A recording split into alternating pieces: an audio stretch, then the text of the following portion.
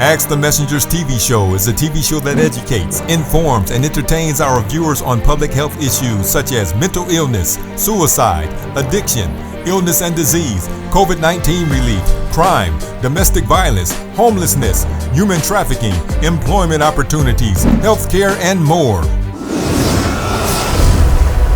And now, Ask the Messengers. Today on Ask the Messengers, we are uplifting our veterans and celebrating small businesses. In this episode, you will hear from Wayne County Treasurer Eric Sabree, who hosted their 8th annual Veterans Resource Fair, where heroes are celebrated and connected to resources they deserve. Also in this episode, you will hear from President of the Detroit Economic Growth Corporation, Kevin Johnson. Plus, Candie Rogers, owner of the CircleTime with Friends Learning Center, who is an awardee of the Motor City Match program that is available for Detroit residents to help with funding, resources, and spaces to help business ideas become a reality. Ask the Messengers begins now. There are over 46,000 veterans living in Wayne County. These veterans are a diverse group, including individuals from different eras of service, such as Vietnam, Gulf War, and post-9/11 conflicts. Many veterans in Wayne County rely on various resources to address issues such as homelessness, substance use disorders, health care, and reintegration into civilian life. For the past 8 years, the Wayne County Treasurer Eric Sabree, along with many community leaders and veteran advocates, come together to provide resources, words of encouragement, and acknowledgement to those men and women who proudly serve our country. Our service members are dying from accidents. They're getting injured from accidents, homicide, sickness and disease, even suicide. This is going on. This is outside of combat. But they put on the uniform, take the oath, leave their home. So when your child comes back to you and at the Air Force Base in a body bag, you want to know what happened. You know, my daughter went to the military. What happened? They didn't go to combat. They didn't go to war, but they didn't make it home alive. So we got to think about this. This is why it's so important to give services. It's unreasonable to expect anyone that served in the military to be able to come home, go back into civilian life without any assistance. It really is unreasonable to expect that. Even though veterans themselves would say, I don't need the help, I'm okay. We don't want to believe that. And we want to let people know that you can ask for help. Don't be ashamed to ask for help. All right, this is Tina Nels for Ask the Messengers, and we are so excited to have Treasurer Sabree with us. And just want to, first of all, thank you for all that you do for Wayne County, keeping people in their homes. So tell us, we want to hear the success stories. I know you have them. You have so many programs, and we appreciate you trusting us to help spread your mission and your goals. We've done every commercial that you probably have done with the campaigns over the time. So just tell us some of the success stories and so the public will know that these programs do work. They work. And one of the main things is that getting people to act as soon as possible. Okay. Not to wait till the last minute. We have a lot of stories that people come in the last minute, either at the deadline or past the deadline, and say, I didn't know my house was in foreclosure or didn't know what was going on. Say, pay attention to our notices. Mm-hmm. We have some great stories. We have a lady who thought she had lost her home, because what happens is when we send out the notices to homes, other people see the notices, the yellow bags on the door, and so sometimes what they'll do, they'll go to the person and say, we know you're going to lose your home. Mm-hmm. And it makes the person panic. And if they don't know, sometimes they feel, I'm going to lose my house. This yellow notice is a foreclosure notice. Well, it's a warning to come in and see us. So I had a lady one time came in, she said, I got one of those yellow notices, and I feel like I'm going to lose my home now. When do I have to move? I said, wait a minute, you don't have to move. Right. I said, this is just, let's see if we can get you on a payment plan. So we got her on a payment plan. She took the money out of her purse and we paid and got her on a payment plan. And then she tells me, the money that I gave you was money for my lights, to turn my lights back on. They've been off for like almost 3 weeks. Wow. And she had 3 children with her. And she said, when we go homework at night, when it's dark, do homework by flashlights. We get the flashlights out and do homework. And my children go to school every day. Their clothes are clean. They're fed. I didn't want to tell anybody when you have any lights because they might try to take my children. No, I didn't think about that. You think about these things. So I said, man, here's a woman that's she's not giving up. She's trying to do everything for her children.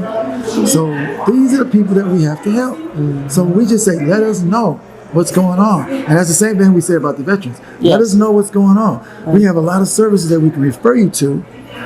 We might not be able to help you with groceries, mental health services, a handicap ramp, or home repairs, but we know agencies that can. And if you have tax problems, your delinquent taxes for your property, then you can get into a payment plan with no money down. Right. So we have a lot of veterans that we've been able to help. And now with the veterans program, let's talk on that for a second. So if they are a certain percentage, they qualify to get. Yeah, let's talk about that. Yeah. If you're 100% disabled, if you have that category of 100% disability, you can get exempt from property taxes. Wow. You don't have to pay a property tax at all. But you have to apply at your local assessor's office. Okay. That's in every city or township. Your local assessor. They'll determine if you have the 100% exemption, then you're good. You don't have to pay property taxes. So how does that work for, does that work for spouses of deceased? Is that different, or do they still qualify for some help as well? They qualify for some help. I don't know if that exemption transfers. But they get some help. They get some help. There's the Wayne County has a Veterans Department just for Veterans Affairs. Okay. Yeah. Nice. Well, what would you like to say right now to our viewers, specifically Wayne County residents? Say some final words to us. I'm going to step over, and this is your time. Eric, first of all, I want to thank you again for all that you do. I'm one of your success stories. I just want you to know that. I'm a Wayne County resident. I'm going to share this with you. Okay. I got a house, back taxes. When I got it, I remember that. Massive, remember? I remember. Massive taxes. And I went in that pay-as-you-stay program. Okay. And it was like $80 plus the current. I stayed on that. And I am taxed. I owe no taxes. It took me a little while. That's beautiful. But I'm telling y'all, the programs do work, but you got to get in there and get it done. I am truly one of those testimonies who still to this day, 10 years later, I'm in my house. Thanks to this guy right here. You don't have any back taxes? None. That's good.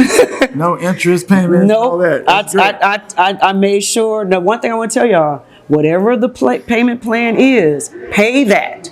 Don't skimp on that because it's already low. Pay it, then you won't get in trouble. Yeah, my message is always, whatever the payment plan is, it's $200, $300, even $500 a month. Just remember, you can't go and get another place to live for $500 a month for that amount of money. So just pay the payment plan. Don't play around with the money. Make sure you have a place to live first. I had a lady come in one time. She didn't have any money, but she said, I have a fur coat. I'm going down Zeidman's and pawn that fur coat because I don't have any place to go. Right. She said, my children's things are here. All of my stuff is in my house. And what am I going to do? She said, I got to have a place to live. I said, well, fortunately for you, you have an asset. You have something you can sell. Right. I said, and she said, it was the easiest decision for me. She said, I got to have a place to live first. Wow. Yeah. Well, we appreciate you so much, and we thank you for entrusting us to partner with you as a media outlet and letting us be part of those success stories. And you guys do make the difference. Thank All you. this outreach work that we do, it makes the difference. And that's why our foreclosures last year were the lowest they've been since 2003. And we hope that we can do the same thing this year. Some of the highlights of the Wayne County Treasurer's 8th Annual Veterans Resource Fair included video messages from several public officials thanking the veterans for their service. Congresswoman Debbie Dingell, and I want to thank Wayne County Treasurer Eric Sabree for hosting this Veterans Resource Fair each year. When men and women sign up to serve our country in the military, we, as America, make a promise that we will take care of them and their families. And this is something I deeply believe is a moral responsibility and a promise we must keep. More than 2 years ago, we passed into law the Honoring Our PACT Act, to guarantee that the estimated 3.5 million veterans exposed to toxic burn pits, Agent Orange, and other toxins during their military service can get the care they need through the VA. The PACT Act is one of the largest expansions of veterans health care in history that will make good on our promise by addressing the full range of issues impacting toxic exposed veterans' access so that they can get the benefits they earned and the care they need and deserve. It was also announced that a woman's veteran license plate will soon be available through the Michigan Secretary of State. I'm excited to stand here today and to announce that the state of Michigan is becoming the 18th state to receive a women's veterans license plate. So on May 22nd of this year, I worked along with Senator Sylvia Santana and our DAV Director of Operation, Mr. Rory McAllister. You have to acknowledge him. He worked extremely hard on this. Now, the work didn't stop there. It had to move on. It went in July. It passed in the Majority House, and on November the 8th, Governor Gretchen Whitmer signed it into law. And there was a special pinning ceremony honoring all the Vietnam veterans in attendance. And this year's keynote speaker, retired U.S. Navy SEAL Chief Petty Officer March Ridgway, gave a powerful message of hope, never giving up, and the importance of forever moving forward. We're ashamed to ask for help. How can we ask for help? We defended this nation. We fought for our country. But we can't fight for ourselves. Now, people say that I'm brave. I'm not brave. I'm not here to talk about me being a hero. I'm not a hero. I serve with some. I'll tell you what I am. I'm a survivor. I survived being homeless, and I survived depression. And you know how I survived? I had to get rid of fear of being ashamed. But what I want to say to you, Michigan, is don't stop. Don't stop supporting our people. Don't stop reaching out. Don't stop pulling people up. Don't stop supporting our kids. Don't stop talking to our kids. Don't stop. Keep moving forward. And let me tell you something about perseverance. And this ain't my words. These are the words of the Apostle Paul, Romans 3 and 5. And this is what he said. We rejoice in our sufferings, knowing that suffering produces perseverance. And perseverance produces character. And character produces hope. And hope does not put us to shame, because God's love has been poured into our hearts through the Holy Spirit, which has been given to us. Now let's go to our field reporter, Shay Monet, who caught up with him after he delivered his message. I spent 27 years plus in the military, 21 of that with the SEAL teams. A lot of the things that I got educationally was through my childhood growing up in the military. Because literally I was a kid. I started in the Navy, I was 17, right? Oh, wow. But like a lot of the youth in Detroit, I was lost. I didn't have guidance as far as my mom and dad did what they could, but I was still not in my own groove, so to speak, right? So I dropped out of high school when I was 16. Wait, you didn't even graduate high school? Oh, no. And I say that because I want you guys to know, a lot of people, they don't graduate and they think, I can't join the military. I can't do so many things because I still got to go get this GED, you know, and I still can't get the GED. Like, life just keeps happening. Right. And I think that right there, that's the beginning. Yeah. You know what I mean? Don't let those roadblocks stop you. Right, because that happened to me. The Marine Corps said no. When I first tried to join the Marine Corps at 17, they were like, you don't have enough high school education. You got to know. I got a flat out no. And I was blessed that a Navy senior chief got my scores and was like, join the Navy. Wow. Come with us. And that led me down a whole nother path. And it's what we say a lot. My mom used to say this to me all the time. It's that God has a path for you, right? But the key thing to your path is don't quit. Right. Don't stop. Don't let people stop you with the word no. You have to keep moving forward no matter what. So let's talk about just being a Tuskegee Airman. What was it that made you even go into the military? I'm really not sure. Well, actually, what really caused me to go is I was going the wrong way, wrong path. Okay. And I was given a choice, go to the military, end up going to jail. So I said, go in the military. Right. And it wasn't all bad. So that's what I want to ask you. Just tell us one of your most humbling experiences during your time of service. Actually, it's the worst time. We were in Vietnam. And I was what's called line chief. Line chief in charge of all the chiefs. We fixed the aircraft. We had a plane went down, and we were told to go out and try to blow it up, do something with it, so the Viet Cong wouldn't get it. Next number. So going out there, going to the jungle, which all of us was afraid. And one of my guys stepped on the landmine, and we could not get him off. We tried 2 hours to get him off, and we had to watch him just die. Wow. That's some tough times. But you're here, you are 90 years young. That is so amazing and beautiful within itself. If you could speak to those who are in service right now, what words of encouragement would you like to share from one serviceman to the next? Do your job, 100%.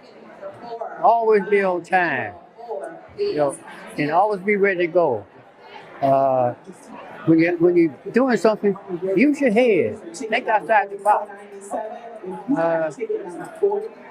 There's a lot of things in the military that you can do, but the main thing I would tell my people, I want you to do your job, and that's all I worry about. I'm celebrating the veterans that actually helped support our freedom.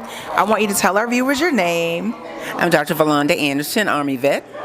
And you as well? I'm Loretta Liggett. I'm a vet. And what branch of service did you serve in? Army.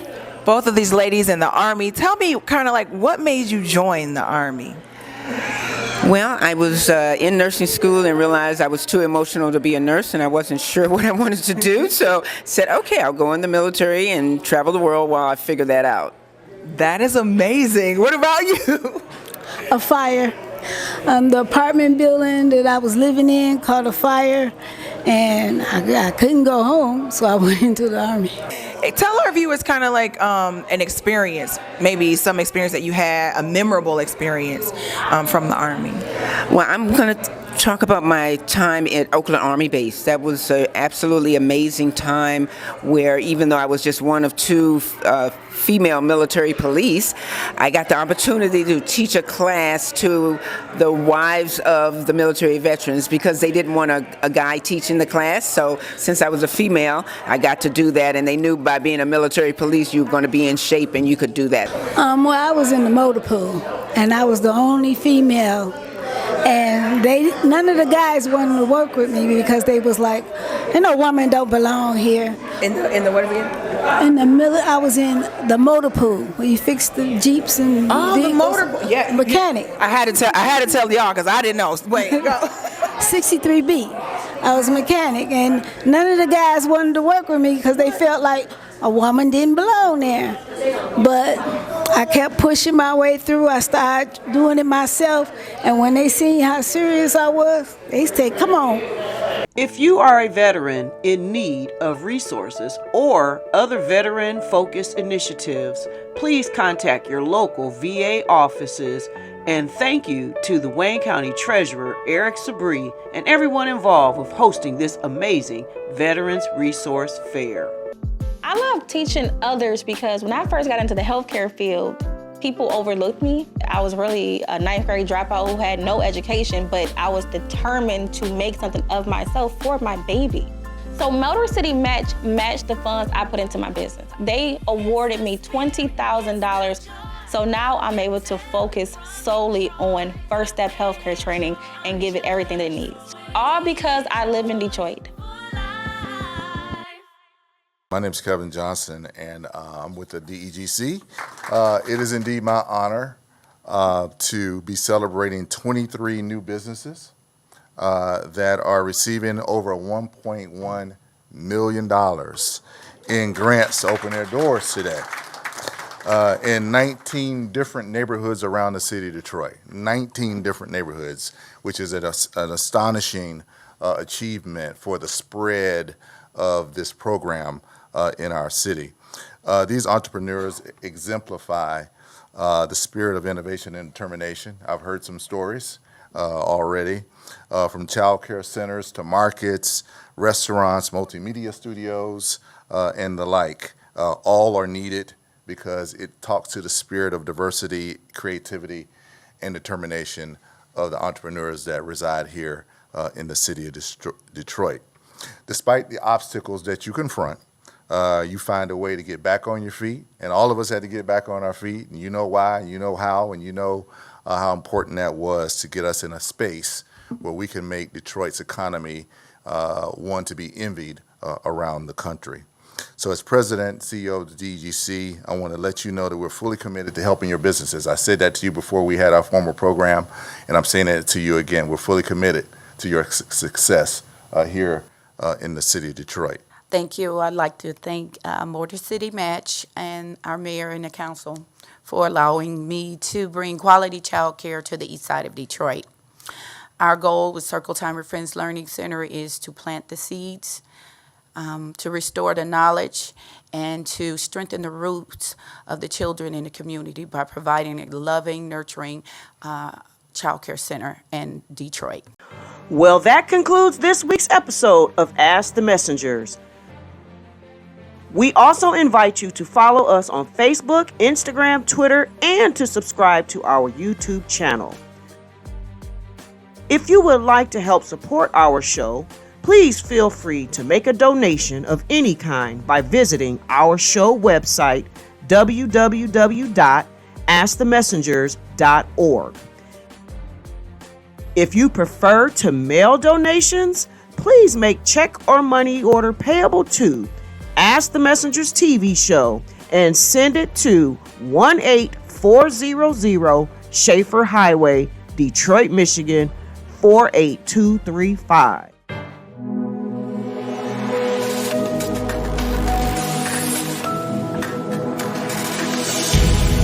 Thank you for watching.